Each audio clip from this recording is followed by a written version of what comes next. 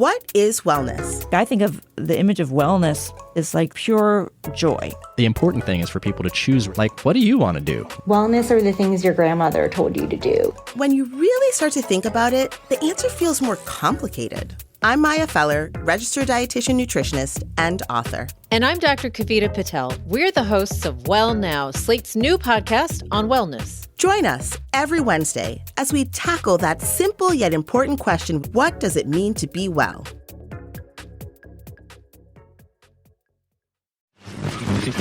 Edit audio. Okay, so Steph, tell me if you remember this. You were over and we were having drinks and you were sitting on my couch. Your leg wasn't broken at the time. And I was trying to figure out like what my next move was. And I was like, I was wrapping up the old podcast I was working on and I was trying to figure it out. And you were like, like 3 glasses of wine in and you were like, well, let's make a podcast together. And I was like, okay. And I was like, well, what does that mean? I had all these ideas and I wanted to do it. And you were like, well, make it an Edit Audio original. And you did not even know what my podcast idea was. You were just like, let's do this. Do you remember that? Like vaguely. I remember. This is how you make business decisions, by the way. I remember the day. And I remember saying that to you, but I also remember thinking like, oh, like you're not going to go for this. Like you obviously have this like big idea that you want to sell to like Amazon or something. So in my head, I was like, yeah, let's make a podcast, like thinking like, let's just do something fun together. You need to do something fun. Well, I am still so thankful that you did that because it was like such perfect, because we had been working together on the past podcast for years. Mm-hmm. And I love your vibe and I loved your team's vibe. Well, same. I wouldn't have said that otherwise. I know, but it was just like to me, that was such an important moment that you just took a risk on me. I felt like you were taking a big risk on me by like saying, yeah, let's do this without even knowing what it was. And you were like, look, I know you, I know what you like. It'll be great. And I was like, okay. So then enter Edit Audio and Well Adjusting. Yay! And here we are. And I was right. We were right.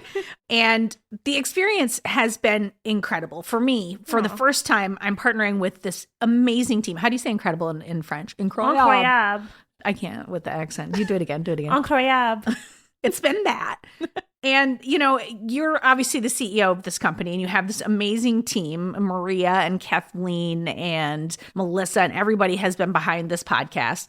But I think what a lot of folks don't know is that we put this whole season in the can, like this summer almost? Yeah. And that was because it takes a minute to get your format, to get the show and to know what you want to do and put your production flow in place. I still think there's a lot of people out there who think you just go set up the mic and hit record and that's a podcast. For sure. And you run a business where you can say that's not true. It's like not true. Yes. I mean, you can do that, but it won't sound like this. I would not advise it. So, it took us a minute to build the show, to build the platform.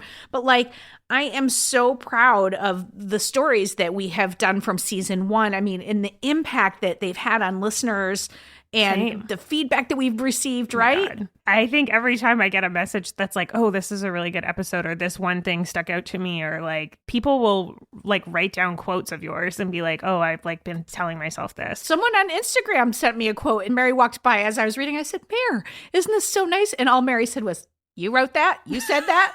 And I was like, yeah, I think I did, Mare. Like, someone has to humble us. I know. Please. It's so good. So, this has been such a wonderful experience. Usually when I take on a big new project, I throw my back out. I have not thrown my back out. Yay. And so, as you may be guessing from this rambly intro, we are wrapping up this first season of Well Adjusting. And we're going to look back, because it has been a hot minute since we interviewed everybody, how our guests are doing since I was hounding them with questions and you were telling me to stop hounding them with questions, right? Yeah. So, I mean, are you ready? Should we step into this? I'm so ready. I'm curious to see where people are at. I know, I'm so excited. Hello, folks. I'm Robin Hopkins, and this is Well Adjusting, where I talk to people about life stuff, but, not in an NPR way, more like we're at the bar, and we're having cocktails, and I am getting into your business sort of way. Oh, we love a cocktail. Oh, and producer Steph is here, too. Oh, yeah. Hi, that's me.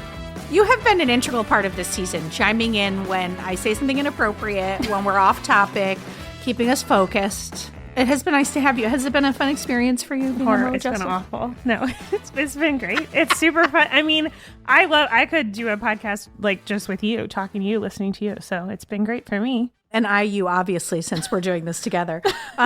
We're going to chat about some of the episodes that have been impactful for us personally. I mean, it's like you kind of got to say that thing.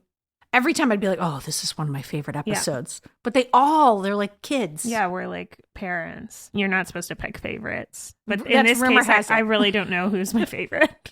It is true. It is true. But before we go on, I do have to say, don't panic. Okay. If you are hearing all this, like, wait, what? This is ending? Season 1 already? You just started? Like, don't panic. We are already in production for season 2. And what do we need from people, Steph? Some questions. If you want to talk to us, you can reach out. If you have like an issue right now that you're going through and you're like, what I would really love to do is sit down with Robin. Right? Hit us up. We would love to have you on season 2 or beyond. I'm putting that out into the universe, or beyond. So all you have to do to reach out to us is you can email us at hello@editaudio. Hello@editaud.io. So that's so hard. hello@editaud.io. Or if you're like me and that was really difficult, you can just DM me on the socials at RealRobHops. Yeah, or any of the Edit Audio accounts. Exactly. Literally just hit us up anywhere. For God's sakes, we'll respond. We're obsessively checking. So we would love to hear from you. Don't be shy. We would love all of your questions about finance, the workplace, self-helpy, life planning questions, anything like that. Reach out. Ooh, we didn't tackle relationships in season 1. I would love some questions about relationships. Some questions about love. Oh, but also, by the way, what's so ridiculous about that, I was single for so much of my life and I barely somehow managed to nab Mary. So the idea that I might be helping anyone with relationships is kind of genius. Yeah. Also me and my singlehood. We would love to talk to y'all. Season 2 is coming. Also, if you just are like, oh my God, I'm going to miss hearing Robin's voice so much, just hit us up and tell us a nice thing. We would love that. We would love all of that. Okay, so let's get to some Where Are They Nows. Let's do it. First up, we are going to check in on where David was. Remember, David was our first interview. Our very first interview. An actor, had moved out to LA. I wonder if he's still in LA. Let's hear what he has to say. Hey, Robin. I am still in California. I'm having a good time out here still, actually. I found an apartment. I had to leave that apartment because my roommate at the time got a job in New York. So good for her, no bad blood. My car broke down, but hey, what are you gonna do? I'm learning the metro. As far as the career goes, I'm moving and shaking, hopefully with the right people, just having fun, keeping my eyes open for auditions, doing my self-tapes, keeping up on my reading, everything like that. So something is bound to take. It's just a matter of when. But until then, I'm just out here living my best life, having fun. Aww. I just love his voice and his accent. I just love that kid.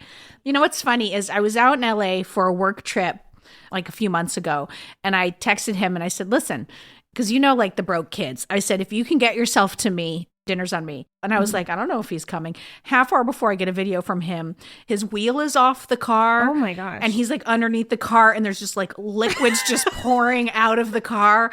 And all he does is turn to the camera and go, I don't think I'm going to make it. And I was amazing. Oh my God. And I texted his mom and she said the other day someone put a flyer on his car that said, we pay for junk cars, Oh my gosh. I think he was in a bad way. So maybe he's lucky that he made it to LA. But I'm so proud of him though for staying in spite of that man saying you're not gonna make it. You're gonna be home in 3 months. That's what stuck with me. I was like, fuck that guy.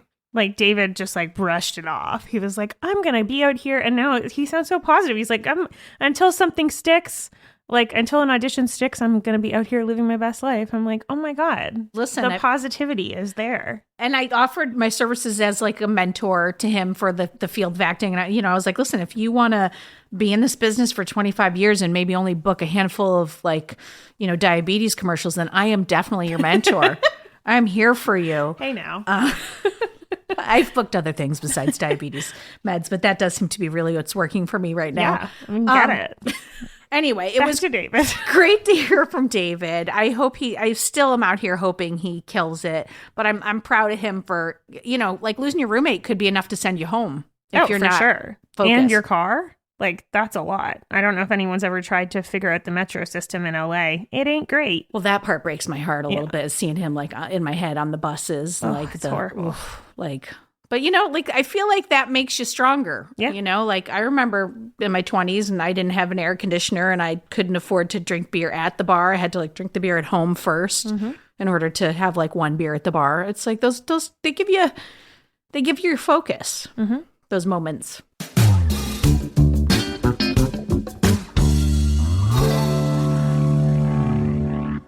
All right. So now another early episode, Aileen. Let's hear what she's up to. Hey everyone, it's Aileen with an update on the financial situation. I had a call with Robin last week and talked about some setbacks I've been having with my finances. Ran up one of my credit cards again. I wish it was with wild spending on fun things like vacations and clothes and whatnot, but just life, I guess. When life creeps up and you think you're going one direction and you're really not. So, got a little crazy, started thinking about things like selling my house and getting a second job, which I might still do. But I think at the end of the day, just got to keep reminding myself that it just takes time. Small habits, small changes lead to big habits and big changes. So I'm getting there, and I hope next time I do an update for you guys, it's like I have so much money, I don't know what to do with it, right? I mean, that could happen too. So, all right, you guys, be good. Ciao. Oh, Aileen. She does sound a little sad in this. Yeah, I'm sorry that you had a setback. So we had a call. And the call was around me, hounding her for the where are they now? And, and she was just like, I just don't know that I have anything good to share. And I was like, Bean, that's okay. What I hear in this is some sadness, right? And I know this because I did talk to her. But also I hear she's doing that thing where you say the thing to yourself. It's like that mantra, like small habits make big changes. Like, and you can hear like maybe the belief is not quite there, but she's still saying it. And I think that brings right actions. Yeah, for sure. I know I always say this metaphor, and I've probably said it in a past episode, but the like idea of the ladder, that like you go like up 5 steps and then you like fall down 2, but you're not at the bottom of the ladder. Right. Like you still have like a bunch of learnings from the like 3 steps that are there, and you're on your way up to the top. Yeah. And also like to take your metaphor like a little bit further, like what if the image is in 3D and the ladder goes this way and then all of a sudden you're out here? It's like, I think that it's not a linear progression. No. Like you might, what feels like 2 steps back might actually be just like a shift onto another path. Part of the conversation I had with her is she was talking about, do I sell my house? Do I get a second job? And I said, Aileen, no. We talked a little bit about the nitty gritty. I was like, she was like, I think it's my mortgage. I can't overcome that. And out of that conversation, I said, based on the numbers, like the facts, you make enough money to pay these things. And what we got to in that conversation is that behind it, like she has worth issues that are tied into money. And when something bad is happening in another area, and she's been through a lot of stuff in her life. She's had deaths in her family recently and was, experiencing some work stuff. I said, I think you need to make connections and really like look at a journal or look at whatever to see what's going on in my life when I come over here and start beating myself up about my finances. Yeah. And I was making the connection to the way that I use food. Like it's an addictive behavior. Like if I'm having bad feelings or sometimes even exciting feelings, like I think sometimes I can't differentiate. It all just feels like chaos in my body, good and bad. It's just like, oh, this is out of control. I don't like this. Yeah. And then next thing I know, I might pick up a Snickers bar or something. Like I do a lot of joking about Snickers, but I'm at a deli getting candy and just eating it and trying to dampen the feelings. And I was saying to her, like, it might be time to, one, speak to someone because the facts aren't supporting your feelings. Yeah. And I think that that's a really important thing, but, that we need to sometimes look at, like, sometimes just awareness isn't enough. Like, you need someone to, like, it's like a knotted ball of yarn that you need to pull apart. Yeah. Or you need, like, coming back to, we were talking about, like, writing down your wins. Mm-hmm. Like maybe seeing the positivity will help you like realize that like guilt or shame or whatever that core like bad feeling isn't so bad. Right. Or isn't it's forever. not about that either, in addition to what you're saying. It's like that it may have nothing to do with your financial wins, and it might have everything to do with you're just feeling bad about yourself, and this is a space where you can hold yourself down. Yeah. And I don't think we necessarily do it on purpose, but I do think it's something we do instinctively. For sure. And I think that doesn't mean you throw out the baby with the bathwater. You don't get rid of the journaling and all these small win things and the mantras. Those are support materials. But that there are times when maybe you need to dig deeper, and there's connections that you might need help to break apart. Yeah. Because it's like I still stand by, and I am very connected because I've been with her on this journey, but I still stand by. Her progress is incredible, but she can't see it yet because she's tethered in some way that she hasn't been able to unhook. Well, I'm glad that you're there to see it for her. Oh my God, of course. When you know what it's like to torture yourself, how can you not want to help someone else? You know what I mean? Retweet. Right? All right. Well, thank you, Aileen, for sharing. And again, I really do think that just that openness to share your details is going to really help people. Oh my gosh, so many people messaged me about that episode. Yeah. Like so many. That's our most downloaded episode, by the way. Really? Not that I'm obsessively looking at number stuff. Let's go to our next one, which is Megan. Ooh. Hello, everyone. It's been a while. Well, I have not found a life coach yet, which would be something that I am still exploring and I think would be a great idea. But since the podcast, I have definitely started thinking about things differently in my life and directions that I want to go and the timing that it's going to take in order to achieve what I want to achieve in my life, which has been really eye-opening and wonderful. So yeah, it's been very interesting. The podcast was wonderful and amazing and really did open my eyes to myself, I guess, and things that I have noticed as a manager and just personally in my life, how I handle things. So it's been really great. And I hope I get a chance to come back on the podcast and talk about other things. Maybe she comes back as an expert once she gets a life coach. Love that. All right, Megan. All right, I see you. I think there's something like, it's funny because it's like what we were talking about with Aileen, that awareness, that moment of seeing something differently. And I think Megan's, what she's saying here is actually almost like a commercial for getting help. Yeah. Because just having the conversation out of her own head with another person made her see things differently. Yeah. And like she just self-identified. She was like, I'm seeing these things in my work, in my management style, in my life. Like, she's seeing patterns. Yeah. Which like once you're like connecting the dots, like that's a huge thing. I think sometimes, and I'm interested to hear your thoughts on it, I think sometimes when you connect the dots, it can feel like a burden because like ignorance is bliss. Once you're aware of something, it's like, oh, geez, now I got to clean that up. Like, it's like if you don't see a mess in your living room and you just go about your day and there's no work to be done and you don't know it's there, but then once you know it's there, you got to clean it up. Yeah, I think that's true. And I think some people maybe notice the mess, but then avoid it. Yep. And it becomes like a really, like, they're like, oh, I don't see the mess. I don't see the mess. I don't see the mess. Yeah. And they like push it.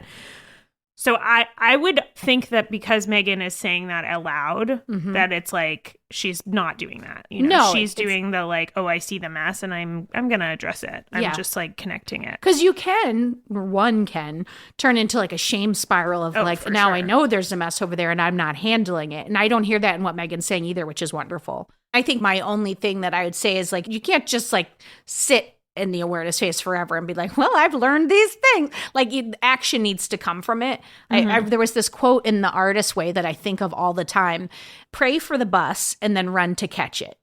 And I thought that was so profound, because it's like you have to put it out to the universe. You have to be aware. You have to like say, I want and need this thing. But then you have to do the work. Like you can't just stand there and be like, well, I hoped for the bus. Then it's like, there it is. You got to run. You know, you got to do the work too.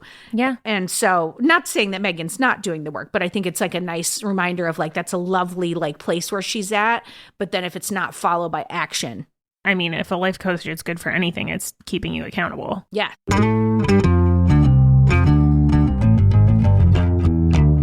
Okay, so now we are getting into sisters Steph and Nikki. And if you recall, this episode we're a little all over the place. It was our first time with two people with two stories and trying to like tell them succinctly. So we've got, of course, voice notes from both of them separately because they had separate journeys.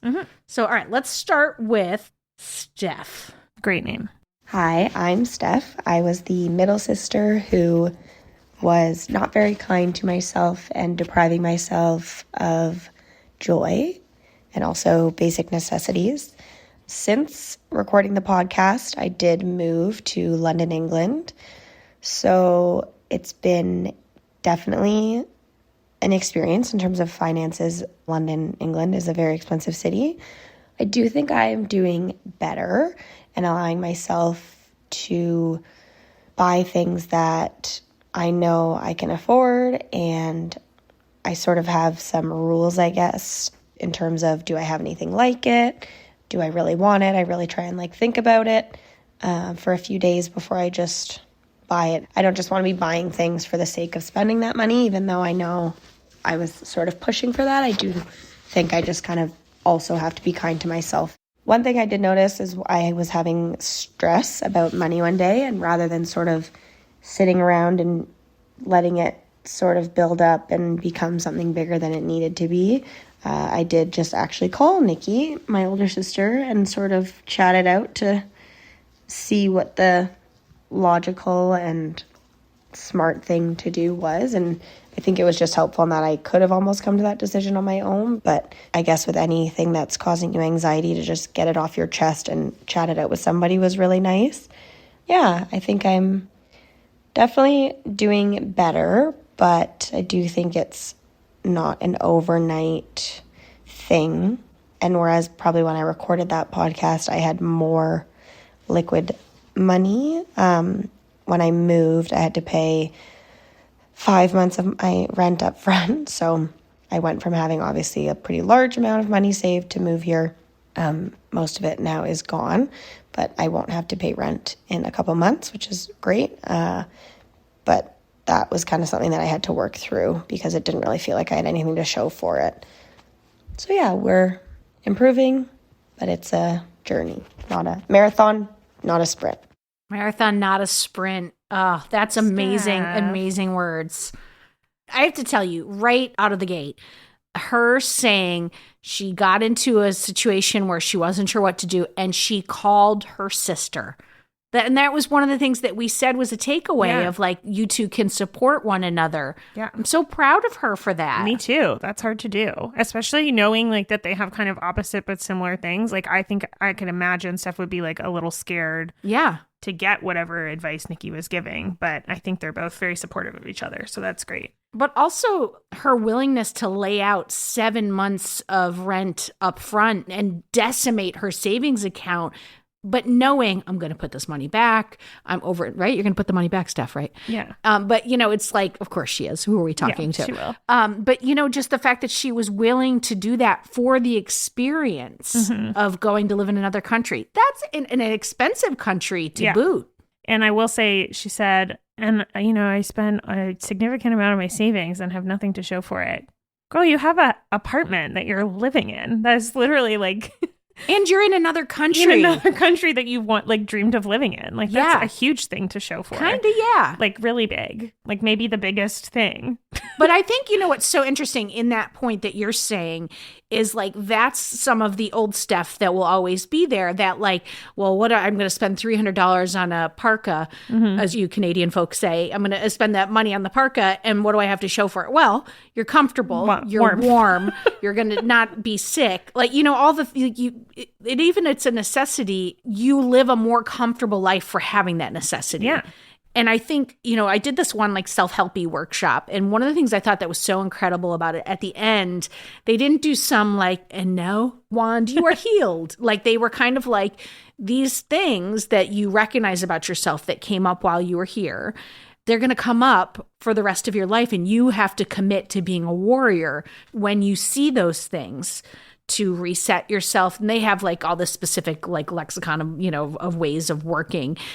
So I'm not going to get into that, but you need to commit to doing the things that help you like recognize, ooh, I'm triggered. Yeah. I'm back in that space. And like for her, it's always like, I'm not buying the coat. Am I not buying the coat? And like recognize you're back there. And then she recognized it, called her sister. Yeah. Those are like all separate big things, like amazing big things. Yeah. That's huge. I mean, I could not be more proud. And I'm so proud that because I think allyship is so important. Yeah. Congratulations. Have a warm pint for me. Have fun, get on the tube, do all the things. Look at castles. All right, let's hear what her sister Nikki is up to.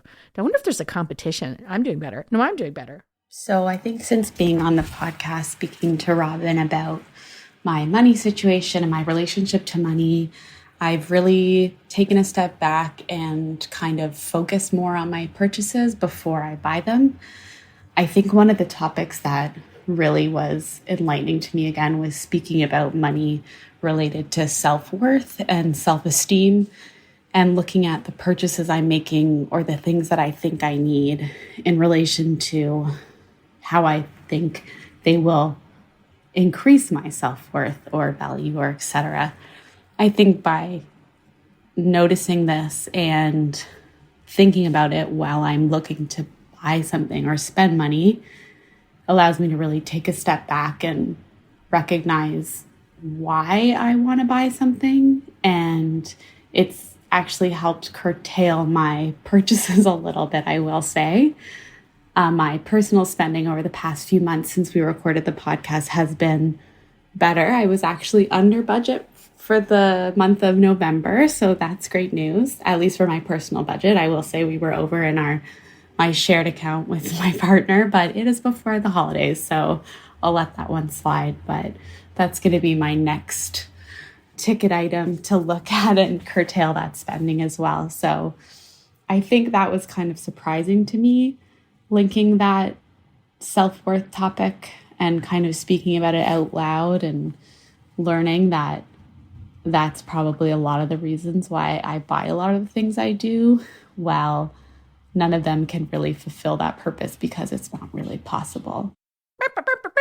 Under budget. That's like amazing. I think she said that she'd never been under budget. Remember we were like, the spreadsheet doesn't work. She's like, no. We were like, how many times? She was like, no, never. Incredible. Way to go, Nick. I know. Good job. And also, this is kind of like going back to what we were talking about with Aileen, making that connection to why you're spending and having her understand it's a worth issue. Holy Mother of God, that's so incredibly important. Because then you can really say to yourself, like, what am I hoping to get out of these new shoes? Is this about status? Is this about maybe I'm feeling bad about myself? Maybe I'm feeling like I want to show off, or maybe I'm feeling I don't want to put words in her mouth, but like understanding why you're doing something takes the I must have this, off of it a little bit. And it makes it more, once that becomes a routine, like the shoes are shiny, right? And you see them and you're like, oh, this is going to fix everything. But if you're like, oh, what is this going to fix? Anything can do that for you. It doesn't have to be the shoes. So then you can gym decide. Can help you in that exactly. way if it's a self-esteem issue. Yeah. Literally taking a walk, calling your sister, like whatever you want it to be, it can be. On the other podcast that I host called Dear Headspace, the meditation teachers talk all the time about that, taking that pause. Yeah. And since like hosting that, like I feel like I'm getting free therapy. You are. Just like host. I know. It's like, because I'm always like, say more about that. Yeah. Like, because that really applies to my life. Talk more about the pause. But like I have been thinking incessantly about the pause since they first mentioned it. And I've been trying to implement it with food. Like I have an urge to go get a Twix bar. Like what is going on for me? Am I having feelings right now? Like what am I? And if I still want to do it in like an hour, then maybe I go do it. But like, what is happening, and can I reset, and can I get back to my breath? Can I do? And sometimes I'm able to do it. Sometimes I am not. Yeah. I think sometimes I'm just getting that fucking Twix bar. This is like the best advice I think I've ever been given. It's okay to say like, I'm not sure. Can I get back to you? Right. Which like, it was applied to me in a very specific way where someone was asking me for help. And I was like, I don't know how I feel about giving this right now. Mm-hmm. And I was like, I don't know how to word this email, like blah, blah, blah. My friend was like, well, just say like, you're not sure and you'll get back to them. And I was like, I didn't even think of that as an option. No. Especially like, I'm a fixer, I'm a doer. Like you are very similar to me in that way. What? I'm No. like, let's go. Let's solve it. Like, you know, I'm like, go Yeah. all the time. And I think it's a similar piece of advice. Like the more obvious option should be like, oh, let me just take a pause. Yeah. Like think about it and I'll get back to that. Yeah. I can go get the Twix bar in an hour. The But Twix there bar is would- still going to be there. Still Like, gonna be at the I deli. can go get the shoes in a month. Yeah. I can give this person advice in a month when it works for me instead of right now when they want it, if I feel good about it, or I can say no. Yeah. You know, so I think that's like really good advice. I love that. Yeah. And the fact that she kind of intuitively brought that to like that she took out of the conversation, oh, that will help me. Yeah. And now she has a tool. The Yeah. pause. Like I she mean- has a tool that's in her toolbox that will never be taken away. She might forget that she has it sometimes, but it's just like when you find a lovely shirt in the back of your closet that you forgot about that made you happy. You're like, oh, well, God damn it. I love that shirt. It's there. Yeah. That's why I think making a list of your toolkit can sometimes be really helpful too. Yeah. So you can be like, what the fuck? And then you can look and you can be like, journal. No, I can't journal right now. Talk to a friend. I can't talk to a friend. You know, pause and maybe do a quick meditation in the bathroom. I can do that right now. I have 2 minutes.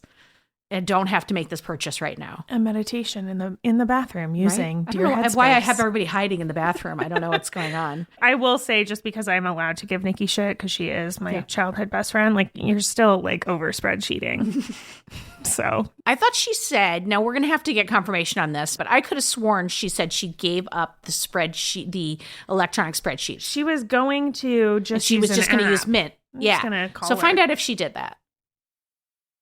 Hello. Hi, Nicole. Oh, hi, Nikki. We have a follow-up question for you after your voice memo. Did you give up any of your spreadsheets? Are you only using your apps, or are you still using your spreadsheets and your apps?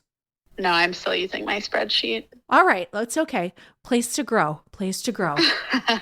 What's something that you either have bought or haven't bought lately that you're proud of?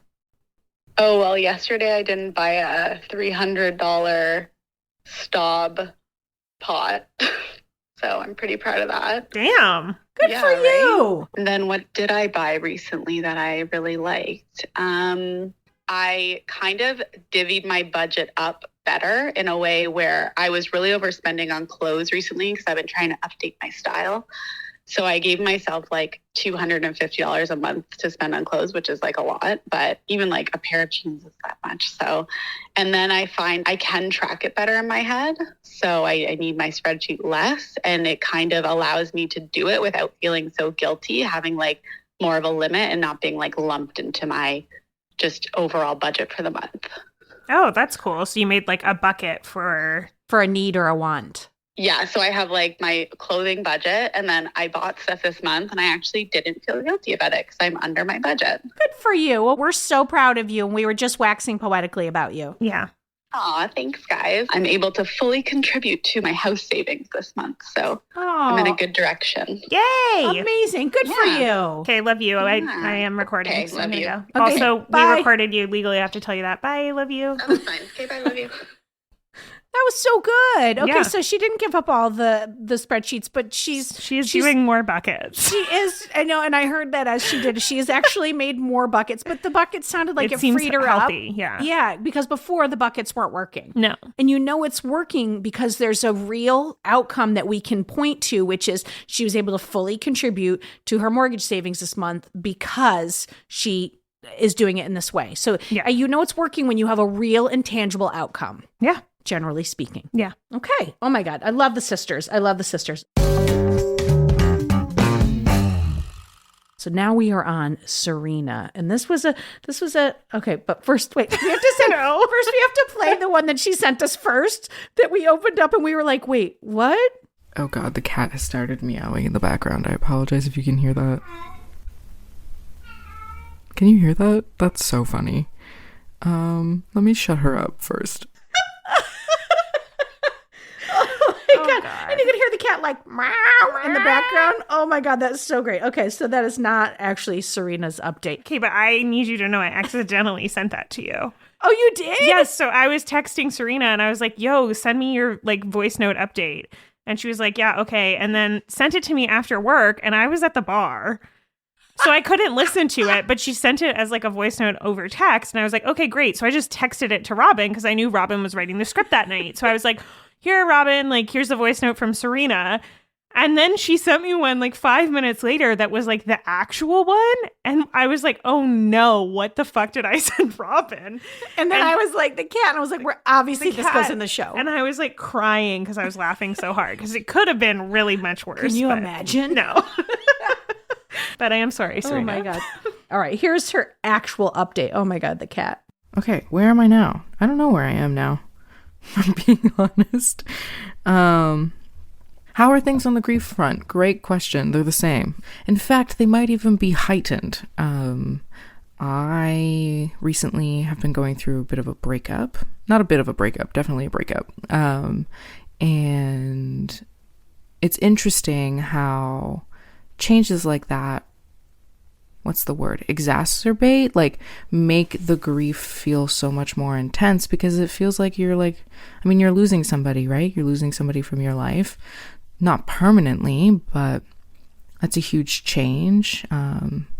And so that has definitely made me think about grief a lot more and things like that. So that's one of my updates. It's just that like realizing that sometimes there's going to be things that happen that make the grief so much bigger and feel so much stronger and whatever. And I know that I was talking about feeling it in my gut, and I'm really starting to, like, it's really in my chest lately. Like, it's just, I feel it.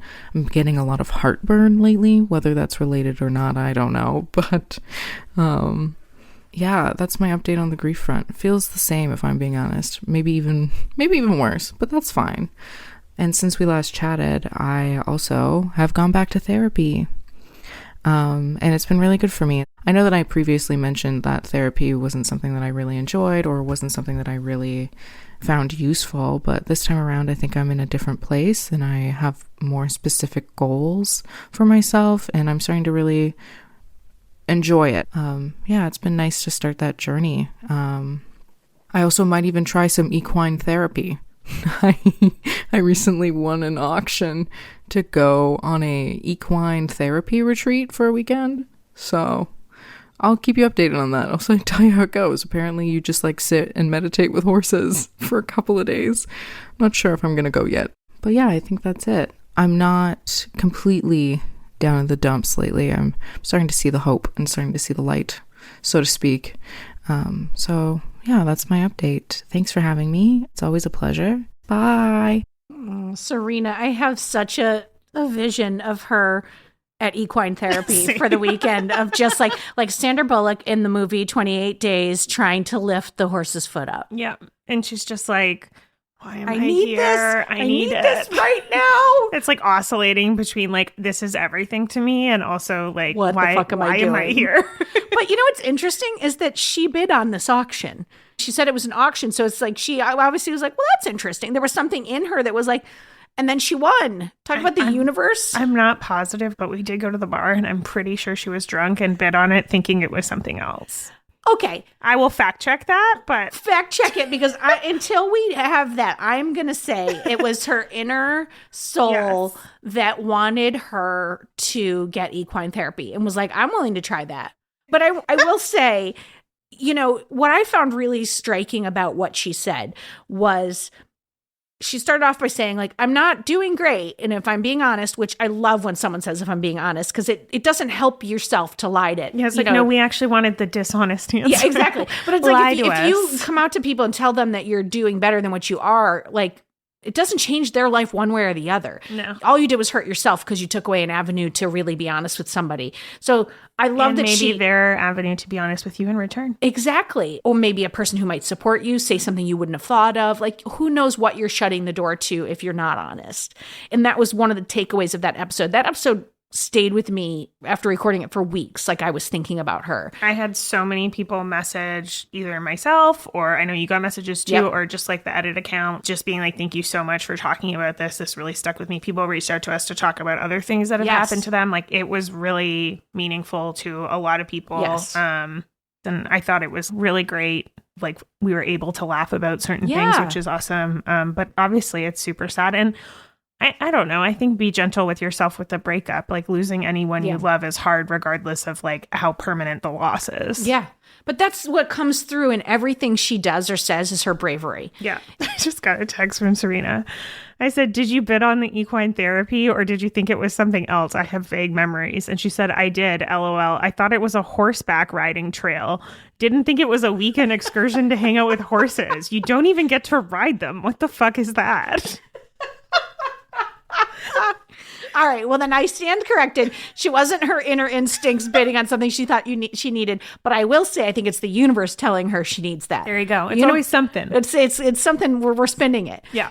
But back to her bravery, you know, in her saying, in her like owning up to the fact that like I don't feel as good, that really tracks with starting therapy in some ways. Yeah. Like I do think sometimes when you start to like, okay, like let's say you've got a really messy room and you've just had the door shut for a really long time and the lights have been off.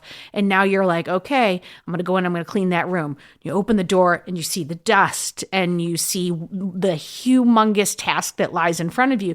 That can be overwhelming and you might initially feel worse. Yeah. But stay with it. Yeah. There's the only way through it is through it. Because over time, you're going to start to throw things away. You're going to start to separate things out. The dust will be cleared. And before you know it, you're going to have that room. You're going to have the room again. Yeah. But, you know, I would also like to point out that our expert of the day for that episode was Patricia, my former therapist, who I just absolutely worship. And one of the things that she said was like long-term grief. You know, you might be like, no, I'm fine, but I have migraines, or, you know, that was part of what she said. And like you hear it in Serena, you know, I'm feeling it in my chest or I'm feeling it in my body and I'm having these physical reactions, and that's the emotions wanting to come out. Yeah. I mean, everyone should read that book, The Trauma Keeps the Score, or whatever. The Body Keeps the Score. I started it, but I didn't finish it. I will say she's been getting a lot of feedback. I know she's been telling me like people from our family have reached out, which is like shocking. And then also people from, you know, her workplace, her friends. So like, I hope it's been like a opportunity for other people to like witness how brave she is and how like, you know, grown up she is. You know, like hopefully that comes with an amount of support. Yeah. Oh, thank you, Serena. Thank you. Thank you, Beans. Okay. Isn't it funny that she's Beans and Aileen is Bean to me? Yeah. That's funny. We've got two Beans. Season Serena 1. Beana. Okay, so now we're on to Becca. Friend breakup. Friend breakup. That was a big one. Here we go. Oof. Hey, Robin. It's been a while since we last talked, and I'm glad to report that I'm doing much better. You know, time is something that you can't really rush, but I found I really have needed to heal and to really develop new relationships and new perspectives on my past friendships. It's still difficult to think about, you know, what my life would have looked like if we had never fallen out. It's something that I still struggle with, but have kind of been able to put into the long-term part of my brain rather than something that I look at every day, which is really great. Being able to move forward and make so many new relationships. And in the last year, since things kind of went down with my previous friend group, I've been able to meet so many new people and really learn how to trust and reach out and put my faith in other people again, which is really great. And it's funny, I'm actually getting over the flu right now, which is kind of not funny, but I had so many people that are in my circle now of friends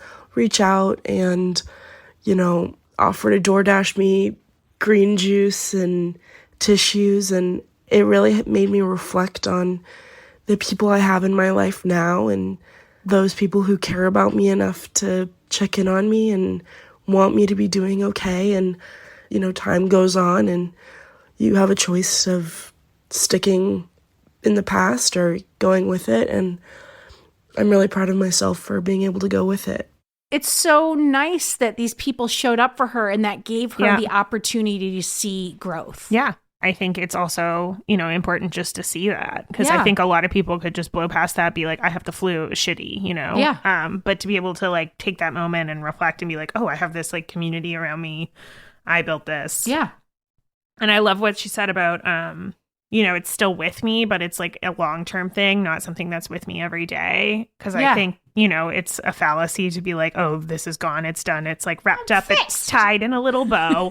Because it's not, but putting it in like the bucket for like, okay, this is something that I'm going to deal with later, or that's like not like heavy with me every day, or like causing me anxiety every day, Yeah. Yeah. It's like a grief. We talked about that in the episode, that we don't talk about friendship breakups in the same way that we do romantic, but there is a grief there, and grief does come in waves, and then the waves get further apart until it's part of a memory.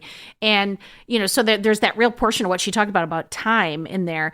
But I also think, going back to the thing about the flu and people recognize it, like when I was like a young parent, like when my kids were young, oftentimes like my kids would have slipped into a new phase, like, going from like the terrible 2s into like 3s, and I wouldn't know it until we were around someone else with kids that were younger. And I'd be like, oh, well, my kids put their shoes on now by themselves. So that's interesting. We're not in that phase anymore. Or they're able to eat now, or they're able to do this or do that. And that's why I think sometimes like things like group therapy are really cool settings, and again, another pitch for talking to people, because. Or coming on the Well Adjusting podcast. I mean, come on. This is a whole commercial for coming on the Well Adjusting podcast. But, like that's when things show up, is when there's an external thing that forces you to look at, like, staying in your head alone is bad. I mean, it's just that simple. Yeah. I know we're not supposed to say bad or wrong, but it's not helpful. There's better choices. Yes. Than staying in your head alone. I agree. All right. I think we have one more voice memo. Oh, Podgy. From Podgy. Oh my gosh. Here we go. Hey there. So last time we talked, I had no idea what I was doing and just had a bunch of ideas floating around. And so I'm happy to say that now I am pursuing a graphic design degree at school, and I'm really enjoying it. I've got all A's. Yeah, I'm really glad I took this step, and I'm really enjoying it. I've also gotten back into therapy, and then, committed and started dating again, ? So yeah, I have taken that next step, and I'm happy that I've done so. Podgy took like 7 steps. What? Like, that was like huge update. In school, has all A's. Subtle flex. Back in therapy, fully committed. Yes. And I'm dating. Like, love that all for you. Podgy. Love it all. Way to go. That is so exciting. I don't know which part to start on, but I'm just stoked for all of it. Well, I'm just so happy to hear so many folks talking about like getting back to therapy. Because I think that like coming on the podcast with the question is the first like willingness to be like, I do actually want to talk about this. I really do want to talk about this. And it's a safe space to begin talking about it. And then I think sometimes the next logical is, all right, well, I should probably talk to someone with real credentials. To therapy. We're a gateway.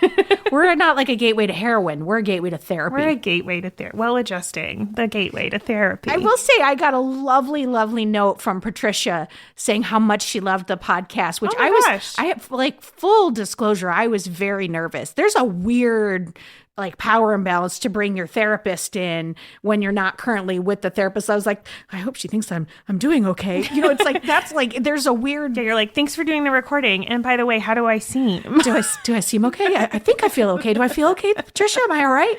But she sent this really nice note saying how much she loved it and how she felt like we created this like almost like an alternate like group therapy kind of thing where people could hear themselves. And I was like, Patricia thinks I'm doing good. That's cool. I'm surprised she listened. So thanks, Patricia. Well, I sent her the links. Okay. Because it's like, she's like my long lost mom. I was like, so Patricia. Robin also has straight A's from Patricia. Producer Robin.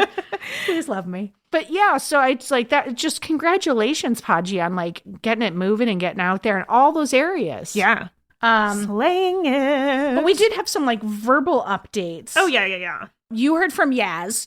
Yes, I heard from Yaz, and he, I think, like, honestly, a week ago, went into work and was like, look, y'all, I'm leaving in June. So Wait, he quit his job. He quit his job, but 6 months, gave 6 months lead time. Of course he did. Yeah. Because he's delightful. He's great. Yeah. Because he's delightful. That's why he would do that. But the reason he quit his job, I think, was in part because maybe it wasn't the best environment for him to be himself, but also because he applied to Columbia and got in. And I know in our interview, he was mentioning like potentially using it as like a stepping stone to get into like policy or whatever. So that's what he's pursuing, and he's already on the way. That is incredible. It's funny because you could tell in the interview that he was just like, this is a means to an end. If I can make it a year, I can.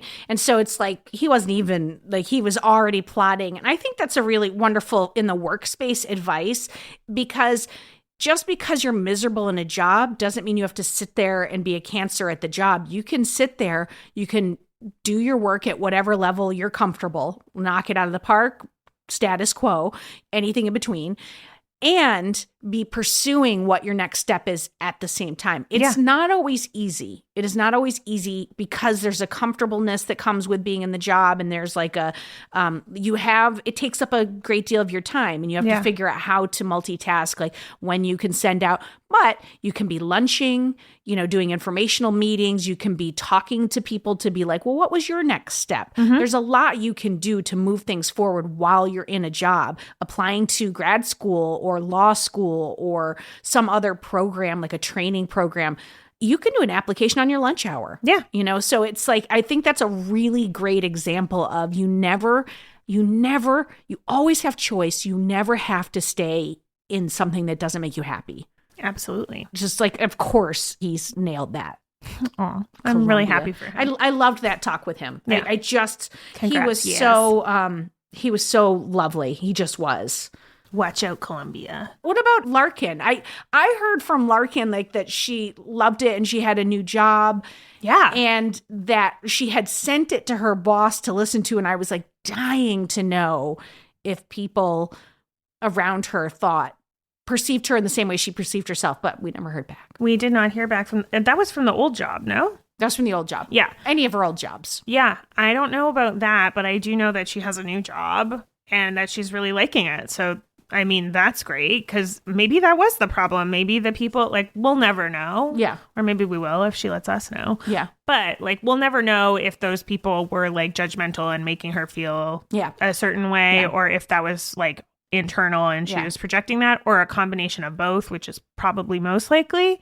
But the cool thing is that she recognizes the parts that are her own doing that she can change, and she's changed. And she made a change. She made a change in her like surrounding the people she's surrounding herself with. You know what else is really cool that came out of it? So Carrie, who was our expert of the day, is actually an old friend of mine from college. Oh, so cool. Amazing. I mean, just like a badass, super cool human. Like female executive, just fucking killing it. So when I was scheduling the interview with Carrie, she was like, I don't get to talk directly to the person. She was like, I thought I was going to get to talk to, and I was like, after we did the interview, which she killed. I mean, we had to cut out like 20 minutes of incredible content because, it didn't fit, but it was so good. But after that, she said, could I talk to Larkin? And I was like, absolutely, I'll hook you guys up. And they had like a kind of like a mentoring conversation. And I just thought, that's so incredible. So like, what a cool human to do that.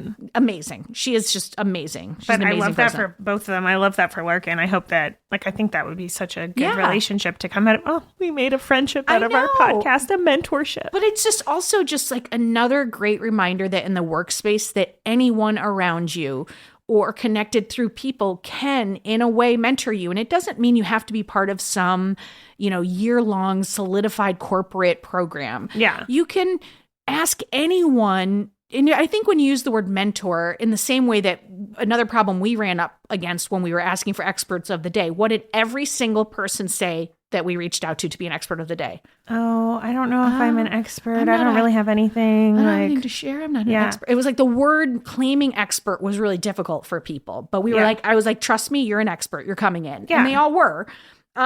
So maybe not saying the word mentor because you might like, what do I have to offer you? But anybody who has a work experience or who's worked, even if they have less years, can mentor you in a way. Oh, for sure. Anyone. Yeah, I hate the like age part of it where it's like, oh, the person has to like be in your same industry and older than you. It's like, no, like I have a mentorship with another person in my industry who has totally different experience and he's a lot older than me, but like we learn from each other because like, guess what? I came into the industry like, years later. So I know different people, know different things, like, and so does he. So I don't know. I think mentorship is a weird word, but you can just like go for drinks and get advice from people or hear their experiences. Well, I think of it like from a 12-step program point of view, they always talk about look for someone who has what you want. Yeah. And I think that's a really great way to look at things. Like if somebody is just killing it in like follow through or projects, like they know how to lay out a project or how to like set a goal and achieve it, they could be in a totally different industry from you. Yeah. Also, it's not like what this person says is 100% the truth. It's like,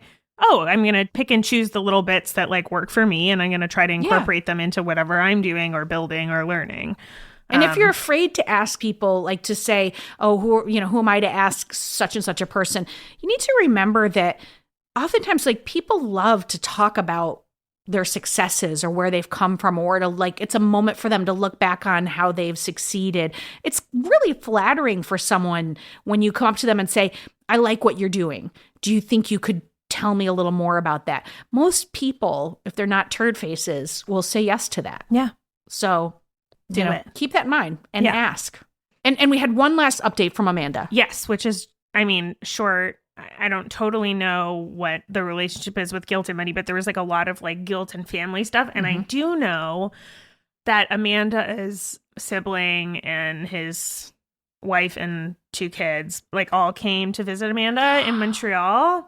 And she like took the kids out a bunch and like decorated the house really cute and like bought them lots of little things. And I know her, so I know she would have probably felt guilty about doing that or spending that much or, buying them gifts and stuff like that.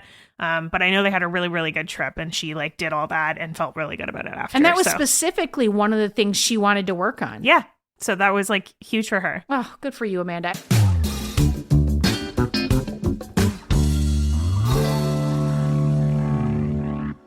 The mic got turned on me at one point and you said to me like, well, how are you celebrating? Like, no, we're talking about slowing down and you were like, how are you celebrating things? And I was like, if I don't use food to celebrate, how do I celebrate things? Like it really sent me into like how does one celebrate yourself responsibly? Like doing something like is going to the gym, celebrating yourself. And I booked the Dear Headspace hosting job. I was already producing it and they auditioned me to host and I booked it and you were like, how are you going to celebrate?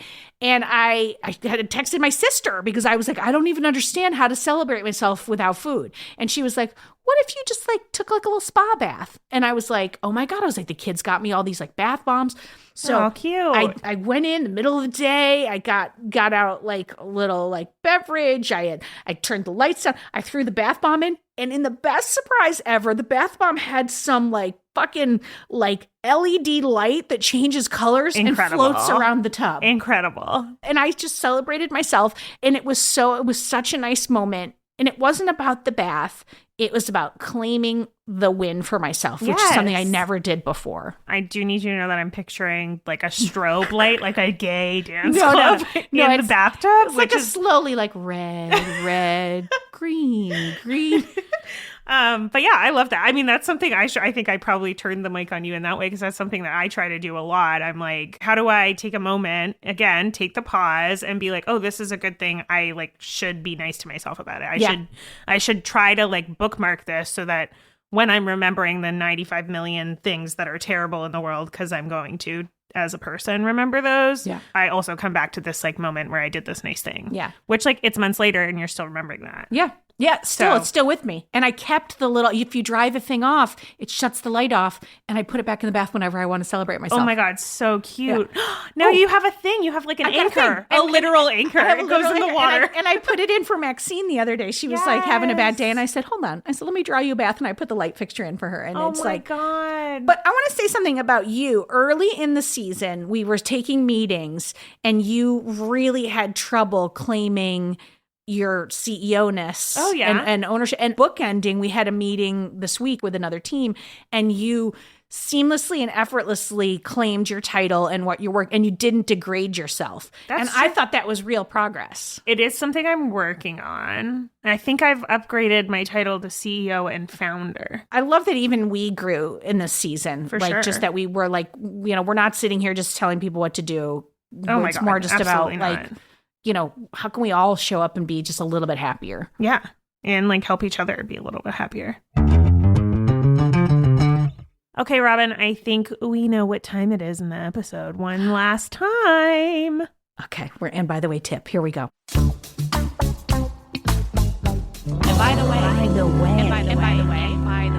And by the way, here's what I want to say. Goodbyes are hard. But they are not forever. And as we talked about with Serena, like death might be permanent, but lost parents, friends, family, they are always with us. And I mean, you really just only need to ask my medium psychic friend, Lisa, because my mom shows up all the time. She's my dead mom. But anywho, I don't mean to bring things down with death, but I think that there's another way to look at transitions, is that they're a nice time to assess or to adjust and set new goals. Mm-hmm. And with time, there is an end, and that means that there is always a new beginning. So I like to use birthdays or New Year's or leaving a job or after a breakup. Like sometimes those can feel traumatic and hard, but maybe take a moment to say goodbye to what just was. But then also think about what you want this next phase of your life to be. Put it out into the universe so that you can live out into your new goals. And like I always say when I am talking about setting goals, you do not have to get 100% of what you want. But God, if you get 50, 75, 85%, that is so much more than you had before you set that goal. So what Steph and I are saying is, you've got this. Just go for it.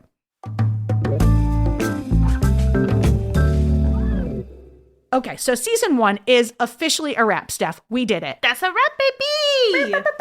Remember when everybody was doing that with the fake horns? So thank you, everyone, for tuning in, for listening, for rating and reviewing the podcast on Apple Podcasts and Spotify. What? You have not done that yet? Rude. What? Please do it. We still need you. It helps us get the word out. Yes. But we can't thank you enough, and we can't wait to be back with you with season 2. Be on the lookout, because when winter is dying and spring is on the horizon, so too will season 2 of Well Adjusting. Yes. Hit us up if you want to be on it. Yes, please. Give the email address one more time where they can get us. hello@editaud.io. Or you can DM Edit Audio or Real Rob Hops on any of the socials. And if you've got an idea and you want to be on the podcast, or you know somebody who would be good for, holler. They have to want to be on it too, though. Yeah, that's like, let's not volunteer people for therapy. Yeah, it's not an intervention. And I have to say so many thanks to you, Steph, CEO and founder of Edit Audio. That's me. And your entire team, Maria, Melissa, Kathleen, and the whole frigging team for helping us make Well Adjusting. And shout out to Robin for being host extraordinaire, writer extraordinaire, interview extraordinaire, producer extraordinaire. And I'm not even going to make a joke about that. We're just going to keep it moving. Incroyable. We did it.